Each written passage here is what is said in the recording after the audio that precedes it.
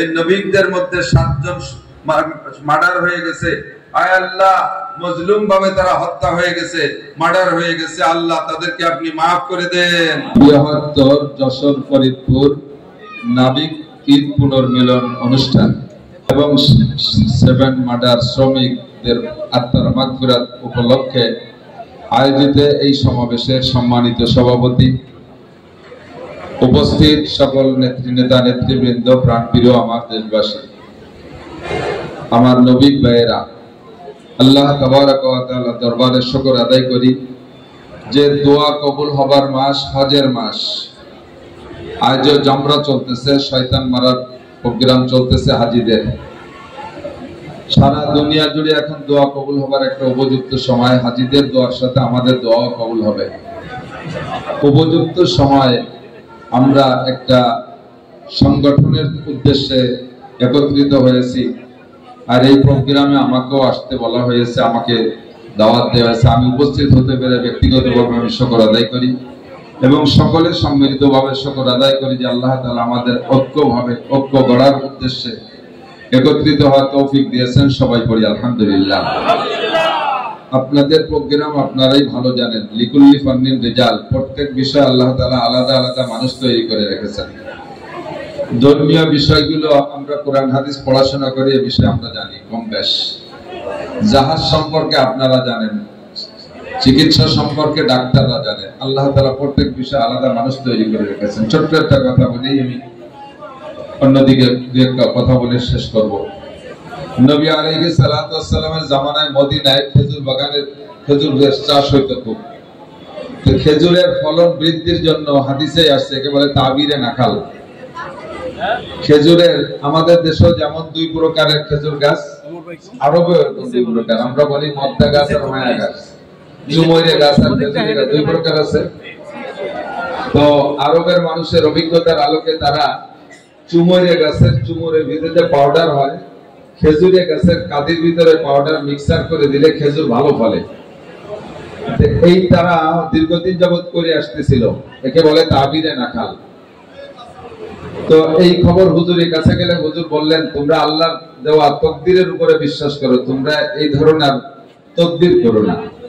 এটা আল্লাহর দেওয়া তকদিরের উপরে হস্তক্ষেপ করা হয়। তো হুজুরের কথা সাহাবায়ে কিরাম তো শুনতে প্রস্তুত, সাথে সাথে মেনে নিলেন। ওই বছর তারা এই প্রসেস করে নাই। তো প্রসেসিং না করার কারণে ওই বছর খেজুর অর্ধেকেরও কম হয়েছে। এরপরে হুজুরের কাছে খবর গেছে, হুজুর তা আমরা প্রসেসিং না করার কারণে তো খেজুর অর্ধেকেরও কম হয়ে গেছে। তো হুজুর বললেন, আনতুম আলামু কি দুনিয়াকুম, তোমাদের দুনিয়ার ব্যাপারে তোমরা ভালো বোঝো। চাষবাস, ক্ষেত খামার, এই প্রযুক্তি, প্রসেস, এটা কি করতে হবে, কি হলে ভালো ফলবে, এটা তোমরা ভালো বোঝো। ঠিক আছে, যদি কম হয়ে থাকে আগামী বছর তোমরা করো। এই কথার অনুমতি এভাবে আসছে। তো হুজুর এজন্যই বলেন, বৈধ পদ্ধতিতে দুনিয়া করা নিষেধ না। আল্লাহ পাক বলেন, ওয়াবতাগু ইলাইহি ওয়াসিলা। আল্লাহ রাসূল বলেন। আর কোরআন শরীফের আয়াত, ওয়াইদা কুদিয়াতিস সালাত ফাইদা কুদিয়াতিস সালাতু ফান্তাশিরু ফিল আরদি ওয়াবতাগু মিন ফাদলিল্লাহ। নামাজ পড়া হয়ে গেলে, ফরজ আদায় করা হয়ে গেলে মসজিদে বসে বসে অন্য কোনো দরবার করো না, তোমরা নেমে পড়ো, হালাল রুজি উপার্জন করো। হাদিসে আসছে, কাসবুল হালালে ফরিদাতুন বাদাল ফরিজা। আল্লাহর ফরজ বিধান পালন করার পরে হালাল রুজি উপার্জন করা ফরজ। কাজেই আমরা যে দুনিয়া নিয়ে ব্যস্ত, এটা হারাম না, এটা অবৈধ না, এটা সম্পূর্ণ আল্লাহ নির্দেশিত। তো দুনিয়া বিভিন্ন সেক্টরে বিভক্ত আছে। কেউ বিমান চালাবে, কেউ বাস চালাবে, কেউ ট্রাক চালাবে, কেউ জাহাজ চালাবে। তো দুনিয়ায় আয়ের উৎস যে কয় পদ্ধতিতে, তার ভিতরে 1 নম্বর হলো কৃষি খাত খামার। এই কৃষি খাত খামারের পরেই হলো ব্যবসা বাণিজ্য। উভয়টাকে সহযোগিতা করার জন্য সর্বপ্রথম যে যানবাহন ব্যবস্থা করা হয়েছে তা হলো হযরত আদম আলাইহিস সালামের তৈরি ঘোড়া গাধার গাড়ি। এরপরে হযরত নূহ আলাইহিস সালাতু ওয়াস সালাম নৌকা তৈরি করেছেন। সূরা হুদের ভিতরে 47 নম্বর আয়াত আল্লাহ পাক বলেন, নূহ আলাইহিস সালামকে যে বিশাল প্লাবন আসতেছে, এর থেকে তুমি তোমার পরিবারকে বাঁচানোর জন্য ওয়াসনাইল ফুলকা, নৌকা বানাও। দুনিয়ায় যানবাহনের সর্বপ্রথম সবচেয়ে বড় পরিসরে যেটা আসছে সেটাই হলো একমাত্র জাহাজ। হযরত নূহ আলাইহিস সালাতু ওয়াস সালামের জাহাজ ছিল 150 গজ লম্বা, 50 গজ চওড়া, 30 গজ উঁচু, 3 তলা বিশিষ্ট। এরপর থেকে ধীরে ধীরে তার সাথে বিভিন্ন প্রকার রং চড়াইয়া ছোট বড় বিভিন্ন প্রকার জাহাজ, যেটা আপনারা ব্যবহার করেন আপনারাই জানেন, আমি ও জগতের মানুষ না, জানি না। তো যেহেতু আম্বিয়া আলাইহিস সালাম নূহ আলাইহিস সালাতু ওয়াস সালামের হাতে গড়া নৌকা এবং শাল কাটতে বানাইছে সে নৌকা, এখনো তার অংশ দুনিয়ায় আছে, নূহ আলাইহিস সালামের এই নৌকা। আপনারা সেই নৌকা জাহাজ একই কথা, পানি পথে চলাচলের জন্য যেই যানবাহন তার নামই হলো নৌকা, জাহাজ, স্টিমার, বিভিন্ন নাম। আপনারা সেই সিলসিলায় কার্যক্রম চালিয়ে যাচ্ছেন। আপনারা একজন নবীর হযরত নূহ আলাইহিস সালাতু ওয়াস সালামের উত্তরসূরি হিসেবে আপনাকে ধরে নিতে পারেন, আলহামদুলিল্লাহ। এখন বিশাল প্লাবন, সারা দুনিয়া জুড়ে 6 মাস পানি, শুধুমাত্র জাহাজে যে কয়জন ছিল 80 জন মানুষ, এছাড়া সব শেষ। ওখান থেকে মানুষের পুনরায় প্রজনন শুরু হয়েছে। এজন্যই বলা হয় নূহ আলাইহিস সালামকে আদমে সানি। নূহ আলাইহিস সালামের কাজটা বড় বরকতময়, তার মাধ্যমে সারা দুনিয়া উনি ভ্রমণ করেছেন। এরপরে দুনিয়ায় গাড়ি এবং বিমান আবিষ্কারের আগেই তো জাহাজ, সারা দুনিয়া থেকে হজেও যাইতো মানুষ জাহাজে। এরপরে বিমান টেমান ইত্যাদি আবিষ্কারের পরে জাহাজ থেকে নেমে গেছে। তো আপনারা গাড়ি জাহাজে ওঠার সময় আল্লাহর উপর ভরসা করে উঠবেন, সাধ্য অনুযায়ী পবিত্র থাকার চেষ্টা করবেন। আপনাদের তো আর পানির অভাব নাই, লবণ পানিতে ওযু গোসল করলে পাক হয়ে যায়, তাতে সমস্যা নাই। আর মিষ্টি পানি আপনাদের খাওয়ার জন্য থাকবে। নাপাক শরীরে না থাকার চেষ্টা করবেন, আর রক্ত মতো নামাজ পড়বেন। কত বড় বড় বিপদ, ঢেউ, ঝড়, তুফান আসে, আল্লাহই বাঁচায়। আপনাদের কত সাথী জাহাজে সাগরের ভিতরে মারা গেছে, শহীদ হয়ে গেছে। হাদিসে আসছে পানিতে ডুবে যদি মুসলমান মারা যায় তাহলে তাকে আল্লাহ তাআলা শহীদ দরজায় জান্নাত করে দেন, জান্নাতি করে দেন। আপনারা এমন বড় ফজিলত আপনাদের মধ্যে যারা চলে গেছে, শহীদ হয়ে গেছে, আপনারা যারা থাকবেন, আছেন, চলতেছেন, আল্লাহর রহমতে আপনাদের পর আল্লাহর খাস রহমত নাজিল হোক। বিপদ আপদ থেকে আল্লাহ মুক্তি দান করুক, সকল প্রকার আপদ বিপদ থেকে আল্লাহ হেফাজত করুক। সবাই বলে আমিন। হালাল রুজি উপার্জন করার চেষ্টা করবেন। বৈধ অবৈধ বিভিন্ন প্রকার ইনকাম সোর্স সব জগতেই আছে, যেমন গাড়ির জগতে আছে, বিমান জগতে আছে, জাহাজ জগতে নাই, মনে হয় না যে এরকম পবিত্র, সেখানেও আছে। কিন্তু পবিত্র যে থাকতে চায় সে থাকতে পারে, যে অপবিত্র হতে চায় সে হতে পারে। তো কাজেই আমরা হালাল রুজি উপার্জনের চেষ্টা করব। 3 নম্বর কথা, যেটা 1 নম্বর আয়াত পড়েছে, আল্লাহ পাক রব্বুল আলামিন বলেন ওয়াতাসিমু বিহাবলিল্লাহি জামিআ ওয়া লা তাফাররাকু, তোমরা সাংগঠনিকভাবে সংঘবদ্ধ থাকো, দ্বীনের ক্ষেত্রেও সংঘবদ্ধ থাকো, সংগঠন নিয়ে চলো। দুনিয়ার ক্ষেত্রেও তোমরা সংঘবদ্ধ থাকো, সংগঠন নিয়ে চলো। দুনিয়া রাজনীতির দুনিয়া, সারা দুনিয়া বিভিন্ন প্রকারের রাজনীতি চলতেছে। বাংলাদেশেও একটা হলো জেনারেল রাজনীতি, যেটা আওয়ামী লীগ, বিএনপি ইত্যাদি চলতেছে। আর একটা আছে ছোট ছোট কি বলা হয় সাংগঠনিক রাজনীতি, যারা যে জগতে আছে, জাগতিক রাজনীতি। আপনারা জাহাজ জগতে আছেন, এখানে একটা রাজনীতি থাকতে পারে। গাড়ির জগতে আছে, বিমান জগতে আছে, সব জগতে আছে, শিল্প কলকারখানায় আছে। তা আমরা এই বঙ্গের মানুষ, আমাদের এই পাশে 22 জেলা, পদ্মার এই পাশে 22 জেলা, ঢাকা সহ মিললে হয়তো আরো বেশি হবে। হয়তো কোন জোনে আপনারা কেমন চলতেছিলেন জানি না। তা আমার মনে হয় যে এখানে আসছেন আমাদের এই পাশের মানুষই বেশি। আমি সকলকে ব্যাপারে অনুরোধ রাখবো যে আমরা যদি শক্ত হয়ে থাকতে চাই তাহলে আমাদের সংগঠন ঠিক রাখতে হবে, আমাদের ঐক্য থাকতে হবে, এবং আমাদের মুরব্বী যারা আছে ঐক্য ধরে রাখার জন্য শর্ত হলো হাদিসে আছে আতিউল আমির ওয়ালাউ কানা আবদান হাবশিয়ান মুজাদ্দাল আতরা। নবী পাক বলেন তোমরা যে ডিপার্টমেন্টে আছো ওই ডিপার্টমেন্টে একজন নেতা থাকে, একজন আমির থাকে, তা আমিরের অনুসরণ করে চলো। যদিও আমির নাক কান কাটা গোলাম হয়, ওয়ালাউ কানা আবদান হাবশিয়ান মুজাদ্দাল আতরা, আমিরের কান নাই, আমিরের চোখ নাই। যেমন আপনারা খবর জানেন আফগানিস্তানের মোল্লা ওমর 1 চোখ কানা, অথচ পুরো আফগানিস্তানের মানুষ তাকে মানছে। আজকে তার সুফল, তারা স্বাধীন হয়ে গেছে। তা আমাদের আমির, আমাদের নেতা যারাই থাকবে তাদেরকে যদি মেনে চলতে পারি, সুবিধা অসুবিধা তার কাছে জানাবো, তার মাধ্যমে সমাধান নেব, তাহলে আমাদের ঐক্য ঠিক থাকবে। প্রত্যেকে নেতা হইতে চাইলে কখনো ঐক্য ঠিক থাকে না। নেতাদের নেতৃত্ব মেনে চলবো, আদব লেহাজ মেনে চলবো, ভদ্রতা মেনে রক্ষা করে চলবো, ছোটরা সিনিয়রের পার্থক্যে সম্মান শ্রদ্ধা ঠিক রাখবো। হাদিসে আসছে হুজুর বলেন মাল্লাম ইয়ারহাম সাগীরানা ওয়ালাম ইউকির কাবীরানা ফালাইসা মিন্নি। হুজুর বলেন যেই জাতি বড় বা ছোটকে স্নেহ করে না, একটু খেয়াল করতে হবে এই জায়গায় ছোট্ট একটু চিকন কথা একটু খেয়াল করতে হবে। যেই জাতির বড়রা ছোটদেরকে স্নেহ করে না, হাদিস আছে, আর ছোটরা বড়দেরকে শ্রদ্ধা করে না, ফালাইসা মিন্নি, আর ওয়ালাম ইউজিম উলামানা, আর আমার উলামায়ে কিরামকে সম্মান করে না, ওই জাতি আমার উম্মতি না। কথার ভাগে একটু ছোট্ট করে বুঝে নিতে হবে। হুজুর কি বললেন? মাল্লাম ইয়ারহাম সাগীরানা, দায়িত্ব আগে বড়দের। নেতৃস্থানীয় যারা আছেন তাদেরকে বলা হচ্ছে বড়রা যদি ছোটদেরকে স্নেহ না করে তাহলে বড়দের দায়িত্ব আগে না, এরপরে ছোটরা যদি বড়কে শ্রদ্ধা না করে ছোটদের দায়িত্ব কিন্তু সেকেন্ড প্লেস। বড়রা ছোটদেরকে স্নেহ করলে অনায়াসেই ছোটরা বড়দেরকে শ্রদ্ধা করে। আর বড়রা বড় হয়েছে তো অনেক বড় মেধা নিয়ে অনেক কিছু বিনিময়, কাজেই বড়রা বড়দের বড়ত্ব ঠিক রাখার জন্য ছোটদের প্রতি স্নেহ, মায়া, মমতা। আপনি একসময় ছোট ছিলেন, কি কি কষ্ট উপভোগ করে আপনি অতিক্রম করছেন, আজকে পর্যায়ে আসছেন। কেন আপনি এই সংগঠন করতে চাইলেন? আপনার সেই পিছনের কথা ভুলে গেলে হবে না। আল্লাহকে ওয়ালা তানসা নাসিবাকা মিনাদ দুনিয়া।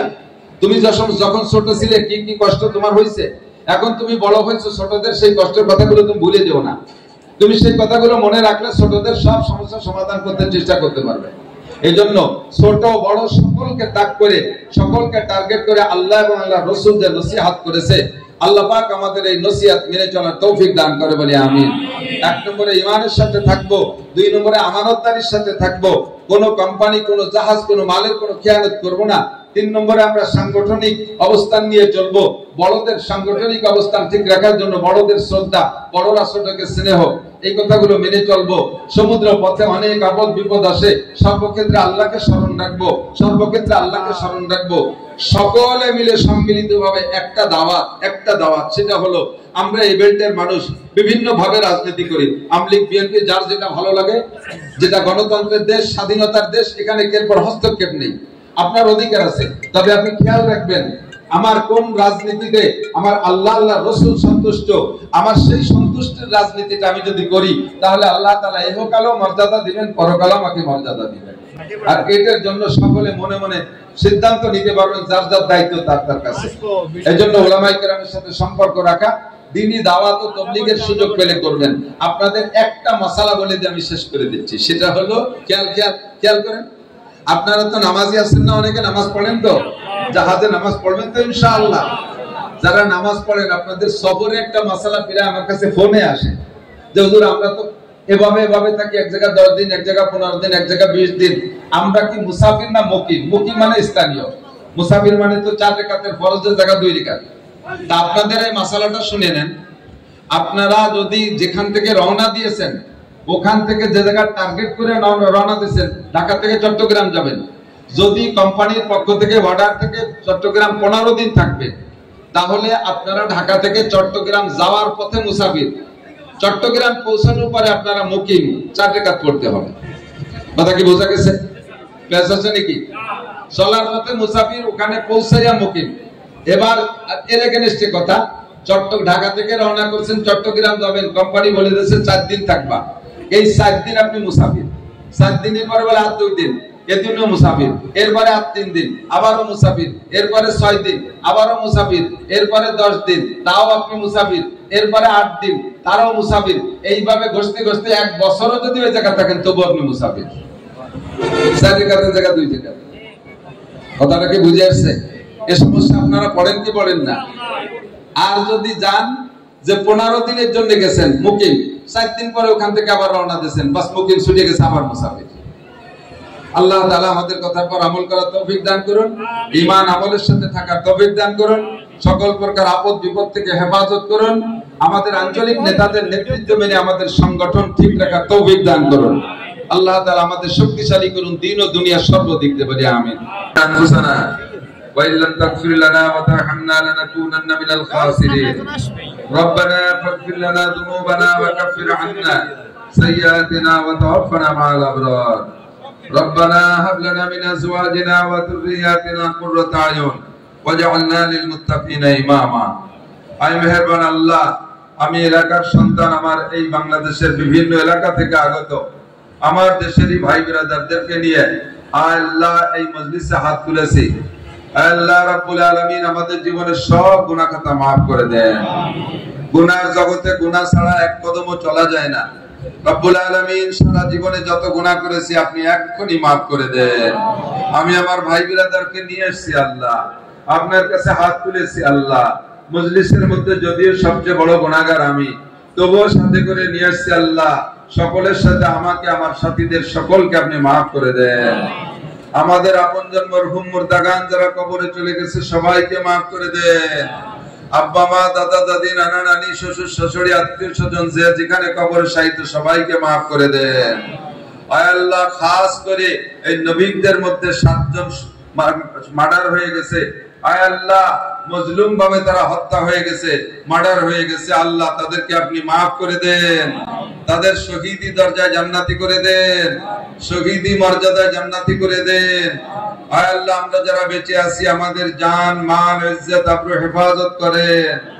আয় আল্লাহ সারা বাংলাদেশে এই জাহাজ সমিতির ভিতরে যারা চাকরি বাকরি করে বিভিন্ন সময় তারা এই সমুদ্র পথে জলপথে বিভিন্ন অ্যাক্সিডেন্ট বা বিভিন্ন ভাবে মারা গেছে, আয় আল্লাহ সকলের আত্মার মাগফিরাত কামনা করছি, আপনি সবাইকে মাফ করে দেন, সব মরহুমদেরকে মাফ করে দেন, সমস্ত মরহুম নাবিকদেরকে মাফ করে দেন, জীবিত নাবিকদের জান মান ইজ্জত আপনি হেফাজত করেন।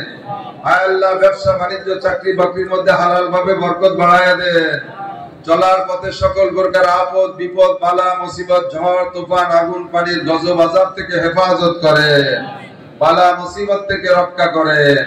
আয় আল্লাহ আজকে যারা এখানে উপস্থিত হয়েছে এই সংগঠনকে আপনি মজবুত করে দেন, সংগঠনটাকে দুনিয়ার সাথে দ্বীনি সংগঠন হিসেবে কবুল করে নেন, ঈমান ও ইসলামী সংগঠন হিসেবে কবুল করে নেন।